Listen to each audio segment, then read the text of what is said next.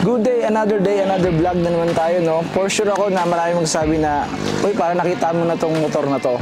Pero wait, iba to. Tara, silipin natin. Sawa ka na bang mag-commute at makipagsiksikan sa ibang pasahero? Pwes, magmotor ka na kaibigan. Hustle no more kapag nakamotor.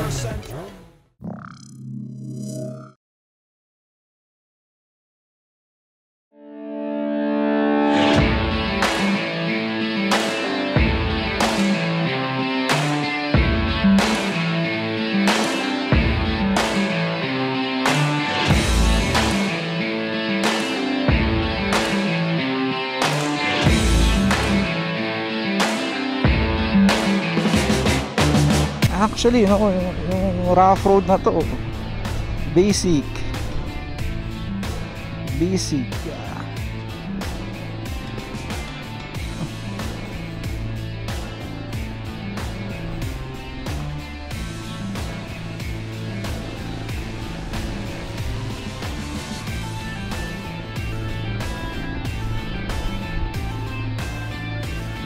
So for reference, 5'8" tayo, yung height natin. Ito yung kanyang rider's perspective pag sumakay ka.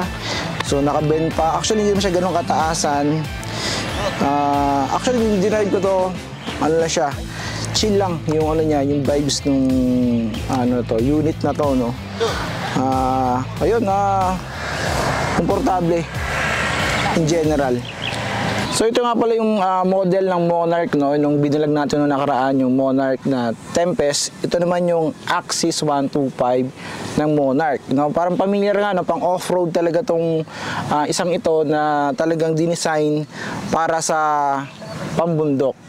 So kung makikita mo yung muffler niya, no, hindi mo na kailangan siyang i-modify dahil stock lang to, no? Nakalagay to, stock talaga tong muffler na to, na meron naman ditong protector para sa pillion rider na hindi mapasok, no?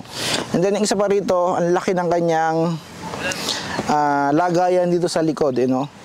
Ano rin to, stock din siya, stock din yan. Pag binili mo, ganyan na talaga yan, sturdy. Kung kailangan mo ng dito, ng ilalagay dito mga equipment pang camping, swak na swak dito yan. And not to mention, yung sa part na to, pwedeng dito maglagay ng iba pang mga gamit na pang camping na pwede mong talian. At saka ito pa, may plate dito. Kung kailangan mo pang magdala ng iba pang dalahin, may plate pa dito. So aside sa rugged yung built ng kanyang muffler, pansinin mo yung kanyang shock dito sa likod. Ang laki, may dalawang baso dyan na talagang willing mag-absorb ng pressure sa off-road na daan. So yung shock niya, ramdam mo na okay na, nagka-function talaga, fully functional talaga,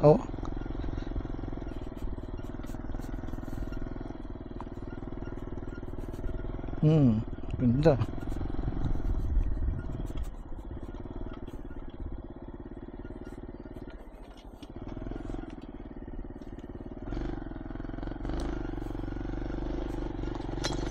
Dito sa upuan nito merong X na na nakalagay rito. Actually ka-emboss yan sa leather. And then dito sa part na to merong sticker na X, signifying yung Axis 125. Sa part na to dito may logo ng Monarch, which is napaka-elegant and naka-emboss yung sa part na yan. Na light niya, tsaka tail light niya and brake light niya, ayan, LED all the way tayo dyan, yan. Actually okay pa nga to, LED lahat And then yung braking system niya sa likod, drum brake siya, and size ng gulong 16, medyo maliit compare sa harapan, no? Pero mo siya, ang laki. So yung upuan niya nga pala, yung minamanayo ko to, sobrang lambot. Ayan, And then hiwalay nga pala to, pwede mong tanggalin to. And then yung kanyang tangke nandito sa ilalim. By the way nga pala, 9 liters yung yung gas capacity nito, which is bihira yun sa category ng 125cc, no? So yung gulong niya off-road yung yung type, and then malaki nga pala yung nasa harapan niya 18 yung sukat ng kanyang gulong sa harapan. Naka disc brake, dual pot caliper ang isang to. Of course, syempre yung disc brake. And then yung yung front shock niya, meron siyang dito.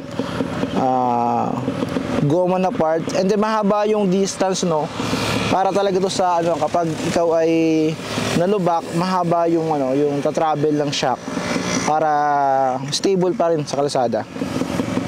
So yung dashboard niya simple lang, pag inopen mo napakaliwanag ng LED, and then napaka-basic lang yung information.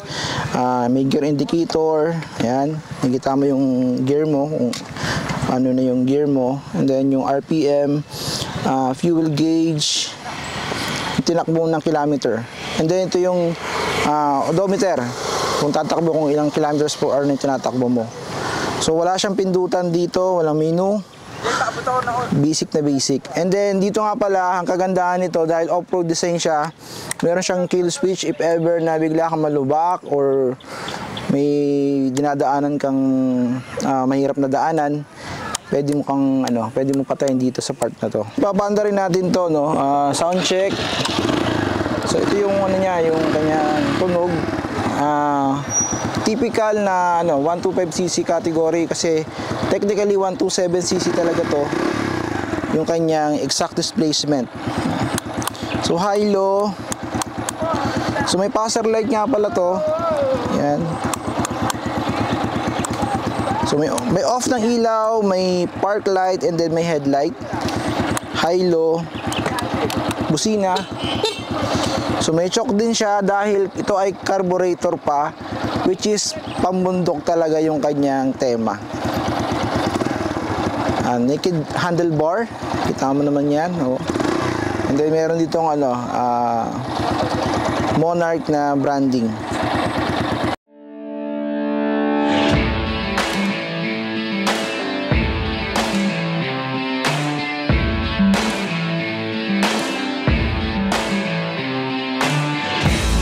So, yun na nga, kung nagustuhan mo yung content for today, of course, consider to subscribe and hit that notification bell para notify ka sa mga future uploads natin.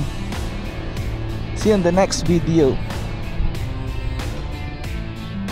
Hey!